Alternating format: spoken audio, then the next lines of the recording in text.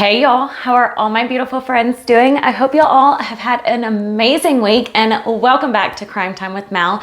If you've never seen me before and you have no idea who I am, hi, and my name is Mallory. Over here we cover true crime, missing and unsolved cases. And if that is something you are interested in, I would love to have you join this amazing community we have over here and hit that subscribe button. That these cases that we cover over here are completely heartbreaking. And this case that we're going to talk about today is going to be one of those cases that will tear your heart apart and that will stick with you probably forever. Today, we are talking about the unsolved murder of Jared Bridegan. Jared was a devoted father, a loving husband. He was funny, happy-go-lucky, and he strived every single day to be the best version of himself. But Jared's life was taken far too soon at the age of 33, and Jared was actually pretty much assassinated in the middle of the road with his 2-year-old daughter in the vehicle that saw everything. Police are calling this a targeted and deliberate attack.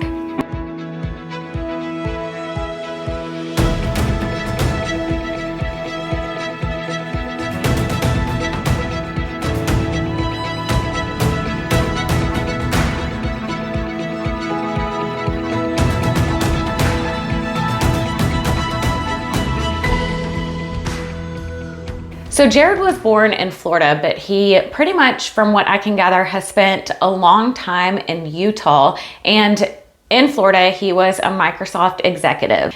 He was loved by so many people. And I really want to talk a little bit about Jared's past because I think it's extremely important. And if y'all look up this case, y'all will see it all. So I'm just gonna go ahead and lay it all out here for y'all, and y'all can make up your own mind of what happened to Jared.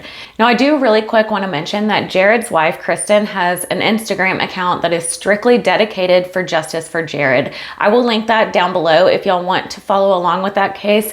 Give her a follow and support her wherever you can because she is truly an amazing woman. In 2009, Jared was introduced to Shayna by a close mutual friend in Jacksonville, Florida. Shayna's family is extremely wealthy.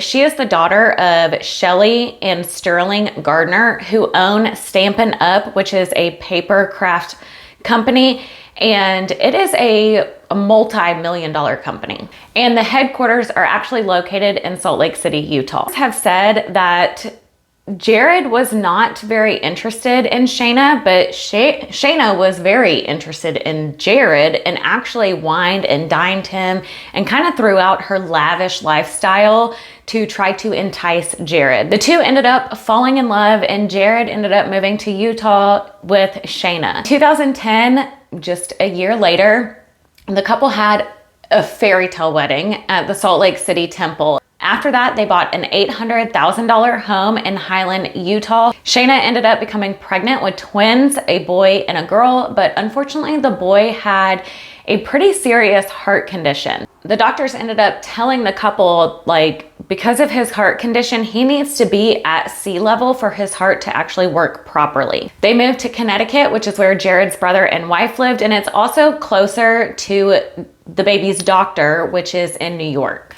Friends say that this is when their relationship started to get rocky. Shayna stopped going to her Mormon church and she started to work out religiously. Jared was working on his business and they really wanted a fresh start. So Jared was trying to talk Shayna into moving to Jacksonville, Florida, which is Jared's hometown. They bought another beautiful home, but as you can imagine, that did not fix things and things did not get better between Jared and Shayna.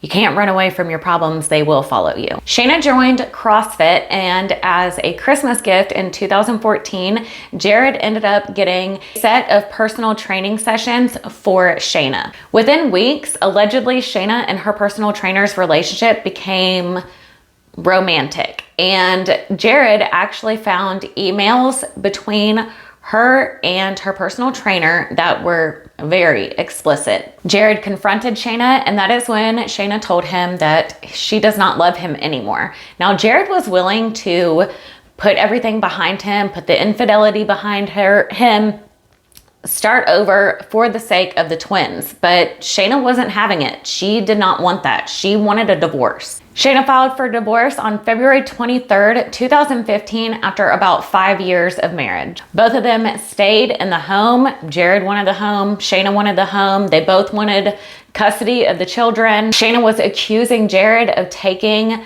money from the twins' trust fund account to use for him personally.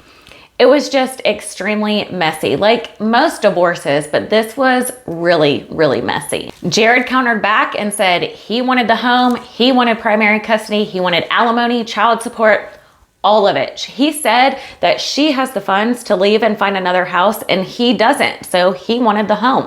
Jared accused Shayna of spying on him. He said that she would leave cameras in the children's room, like under the bed and stuff, to try to spy on Jared. He also said that she put a tracking device on his car. Jared also accused Shayna of lying about her finances and saying that she had no money, when in fact he found out that she was secretly working for her mom and getting paid under the table thousands of dollars a week. Now, come June 2015, Jared got extremely upset because he found out that Shayna actually canceled their son's heart surgery that they have waited for months.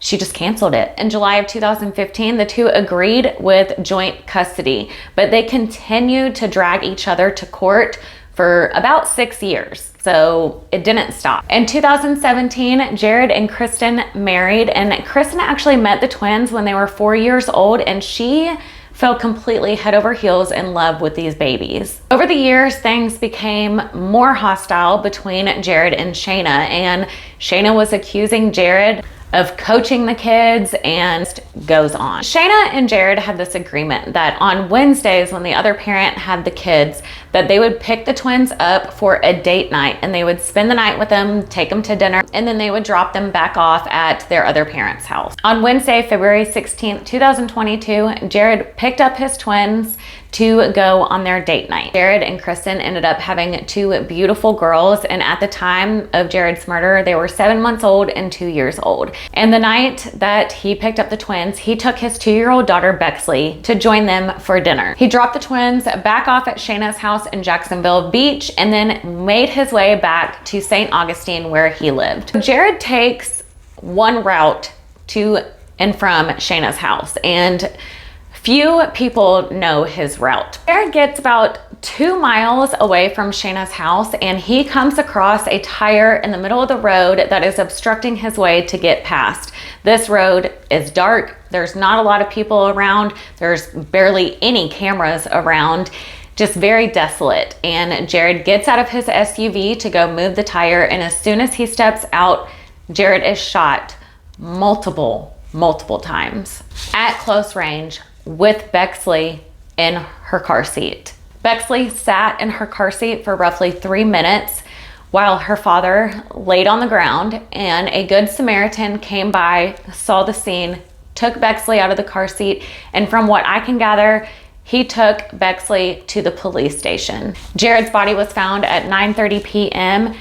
and Kristen is at home with their 7-month-old baby, and she is trying to text and call Jared and he's not answering, and I believe at this point she leaves to go find Jared. Well, she ends up getting a call from law enforcement. Law enforcement simply tell her, hey, I need you to come to the police station. Your daughter is okay. That's all they said. Kristen said from then, she instantly knew something was wrong with Jared. She just had that gut feeling something was wrong. She was in a panic, didn't have a diaper bag, didn't have anything for Bexley or the girls, and she rushed off to the police station to grab Bexley and figure out what was going on with her husband. When Kristen arrives, police explain to her what happened, and Kristen is obviously devastated. She has a flood of emotions going over her. She's angry. She's happy that Bexley is okay. She's upset. She just has this flood of emotions and does not know what to do. There's no footage of the attack, but police do collect shell casings found at the scene. They also see on this surveillance camera that is close by to where Jared was murdered that there's a dark blue F-150 that is seen on surveillance camera, and police actually think that this truck may be involved in Jared's death. They are asking the public, if you know any information about this vehicle, if you've seen it, if you know who drives it, to please contact law enforcement. On February 24th, 8 days after Jared's murder, around 8 p.m., Kristen is putting Bexley to sleep, and she gets a notification that there was a person detected outside of her home. So she goes down, looks, and she is horrified at what she saw. In the corner of her Nest camera, she sees this blurry image run from her house across the driveway, across the yard, and then they're out of view. Police have confirmed it is a human being. There was a lot of speculation that it wasn't human, it was a ghost. All these theories went out, but police did confirm that it was a human. And this is very concerning because this is 8 days after Jared was murdered. 8 days. They have lived in this house for over 2 years and nothing like this has ever happened. And it really concerned Kristen. So police ended up patrolling Kristen's house every day just to make sure Kristen and her girls were safe. Kristen was not okay, as you can imagine.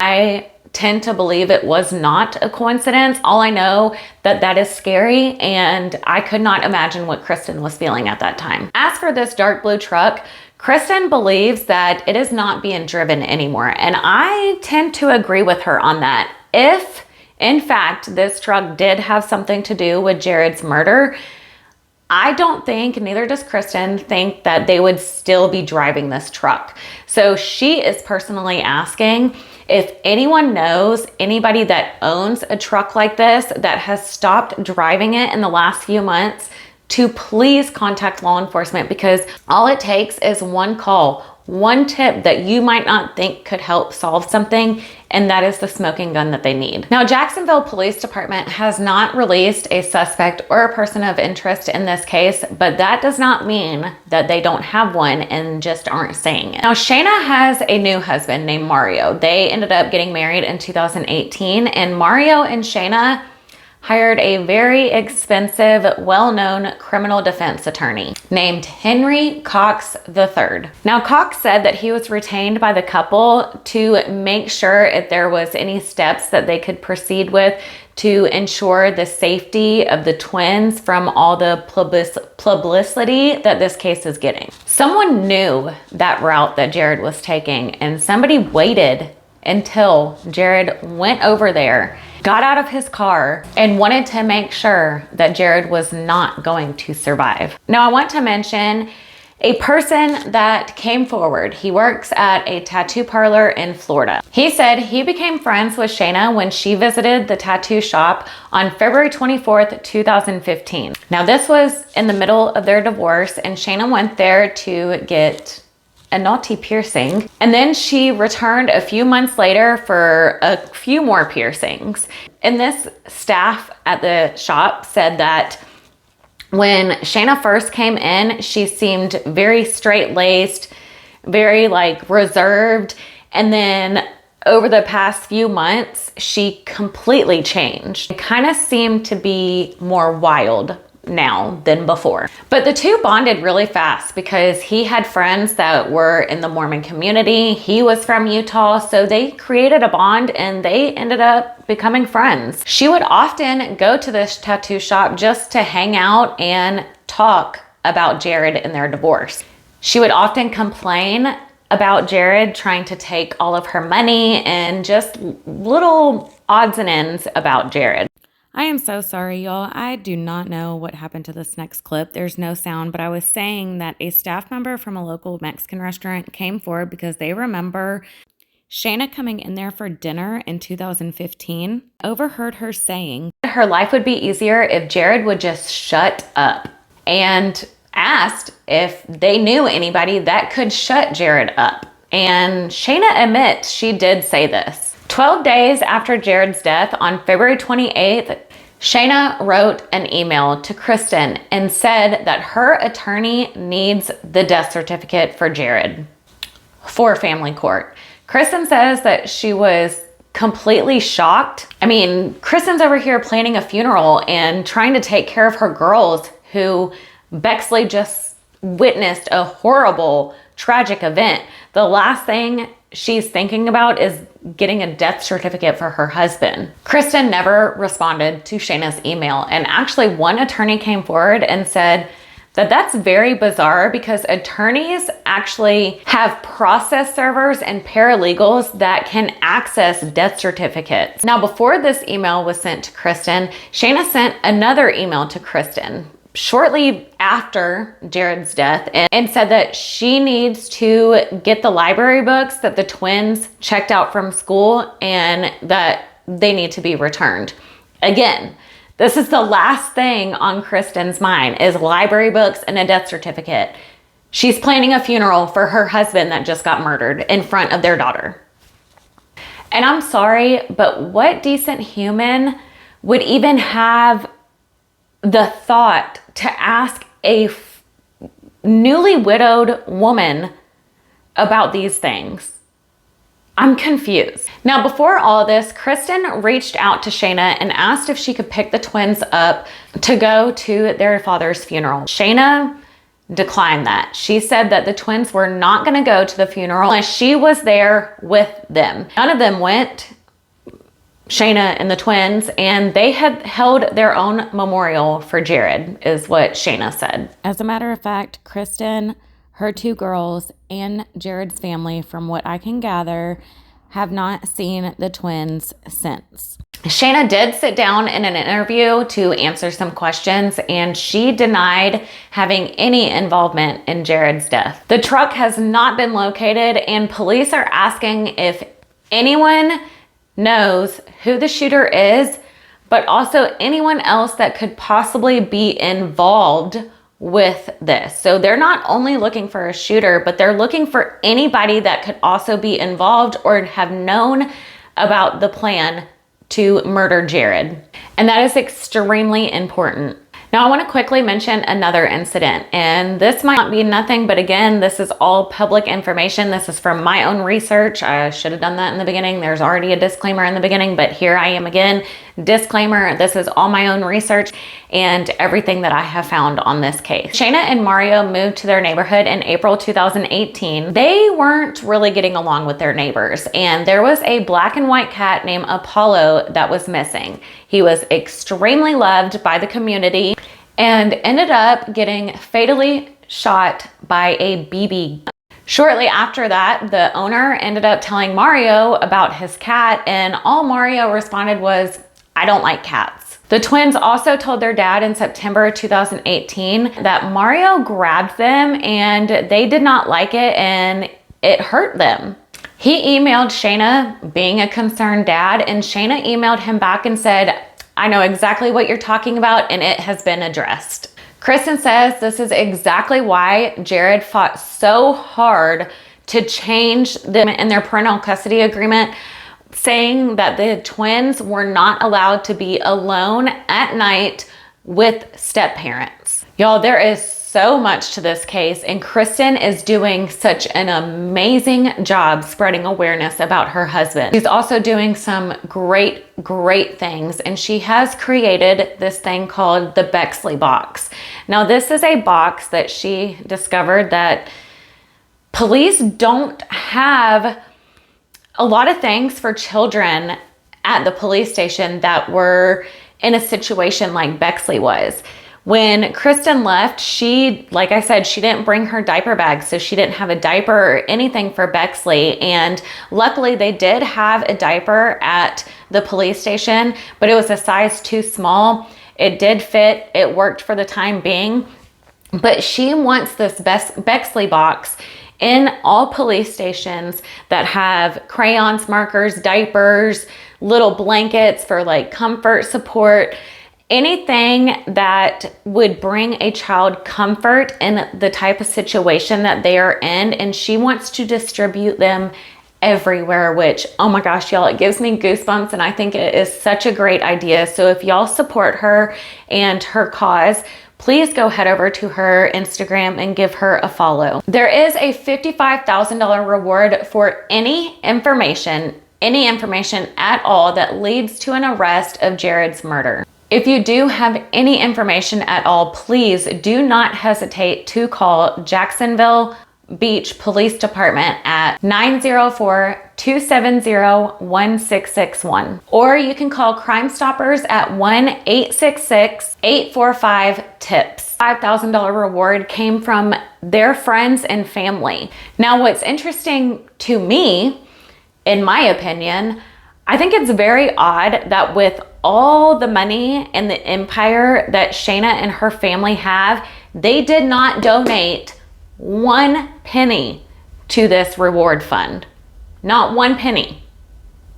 You would think, I don't care your past with your ex, that is still the father of your children, and you're not doing anything, nothing. And if I missed anything, y'all, I apologize. There was so much in this case. I did the best that I could to provide as much information as I could to y'all. Please follow Kristen on Instagram. It's Justed for Jared B, and you will see all the information over there. She has tons of highlight tabs talking about Jared, who he was, what they know about the case, and all about this Bexley box that she is creating. Like this video to help spread awareness for Jared, get this video out into the YouTube algorithm, and get Jared's name and face out there. The more people that know about Jared's case, the more likely chance that they can get closure and they can find answers of what happened to Jared. All it takes is one person with one tip to come forward,